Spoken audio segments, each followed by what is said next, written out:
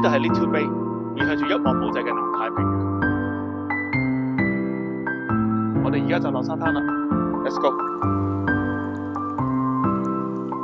有啲人成日都話食完嘢個胃脹住頂住唔舒服，好似唔落格咁，於是就食一啲幫助消化嘅嘢啦。不過食極都幫唔到喎。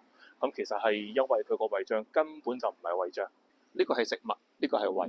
如果我哋食嘅嘢份量好多或者好難消化嘅話呢，個食物落到胃之後，因為喺入面停留嘅時間耐咗，咁佢就會慢慢喺度發酵，於是乎就會產生氣體。產生氣體之後就會脹起嚟，就會將個胃壁咧撐大。喺咁樣嘅情況下，個胃壁佢感受到入面有嘢逼住佢，咁佢就會產生一個胃脹嘅信號，話俾我哋知食得太多啦。咁呢個時候係胃脹，你就可以食一啲幫助消化嘅嘢。不過如果你個胃唔夠力，咁即使你食嘅嘢份量唔係好多，但係佢落到嚟勉強消化嘅過程，佢好緊張，於是乎收縮揦實咗。明明係佢用力捏住啲食物，不過喺佢個角度嚟講，都係會覺得係入面嘅食物太大脹大撐住佢。所以咧，佢依然會產生一個胃脹嘅感覺，咁樣就令到我哋會覺得脹住頂住唔舒服啦。